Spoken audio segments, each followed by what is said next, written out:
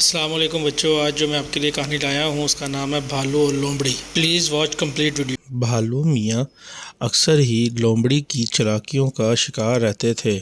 آج بھی ایسا ہی ہوا۔ لومڑی نے اطلاع دی کہ ادھر جھونپڑیوں میں نئے سیاح آئے ہیں، ان کے پاس شہد کے جار ہے، تمہارے تو مزے ہو جائیں گے۔ وہ بیچارہ لالچ میں اس طرف نکل گیا جس طرف کا لومڑی نے بتایا تھا، لیکن کچھ دور جا کر اسے اندازہ ہوا وہ پھر اس کی چال میں آ گیا، کیونکہ دور دور تک کسی جھونپڑی کا نام و نشان تک نہ تھا۔ اس کے پاؤں بھی زخمی ہوئے کیونکہ راستے میں کانٹے تھے۔ آج اس کو لومڑی پر بہت غصہ آیا اور اس نے ارادہ کیا اب وہ اس سے ضرور بدلہ لے گا۔ شام کو وہ اپنے دوست ہاتھی کے پاس گیا اور تمام ماجرا سنایا۔ اس نے بھی مدد کرنے کا وعدہ کیا اور مل کر لومڑی کو سزا دینے کا منصوبہ بنایا۔ جنگل میں ہر روز کسی نہ کسی جانور کو بادشاہ شیر کے حکم کے مطابق ڈیوٹی دینا ہوتی تھی۔ وہ اپنے مقررہ دن پہرا دیتا اور امن و امان قائم رکھتا۔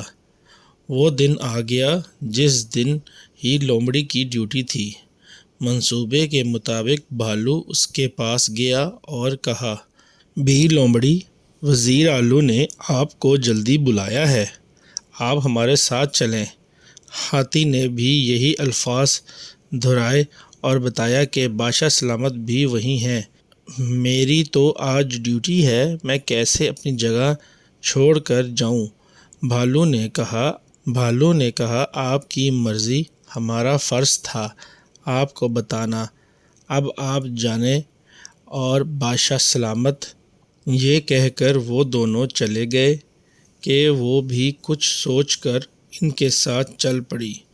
بادشاہ کا شاہی گھر کافی فاصلے پر تھا۔ وہ تینوں آگے پیچھے جا رہے تھے، اتنے میں بھالو کو اپنے بچے کی رونے کی آواز آئی۔ وہ ابھی آنے کا کہہ کر چلا گیا۔ ہاتھی بھی پیاس کا بہانہ کر کے دوسری طرف مڑ گیا۔ بھی لومڑی بھاگتی جا رہی تھی کہ اس کو شیر کی دھاڑ سنائی دی۔ جب اس نے غور کیا تو آواز اس طرف سے آ رہی تھی جس طرف اس کی ڈیوٹی تھی۔ اس کی ساری بات سمجھ میں آ گئی کہ وہ بیوقوف بن چکی ہے، اس کو سزا ملنی تھی۔ اس سے پہلے تو کوئی اسے بلانے آتا، وہ خود ہی بادشاہ کے پاس پہنچ گئی۔ اب اس کی کوئی چالاکی کام نہیں آتی تھی اور نہ اس کی کسی بات کا یقین آتا تھا۔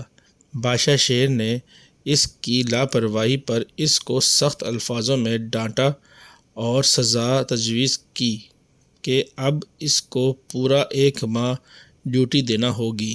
یہ سن کر بھی لومڑی کے ہوش اڑ گئے۔ بادشاہ کے جانے کے بعد بھالو اور ہاتھی درخت کے پیچھے سے سامنے آئے اور یک زباں ہو کر بولے، اب مزہ آیا کہ دوسروں کو تنگ کرنے کا انجام کتنا برا ہوتا ہے۔ Please subscribe my channel, press the bell button, like and share. Thank you for watching.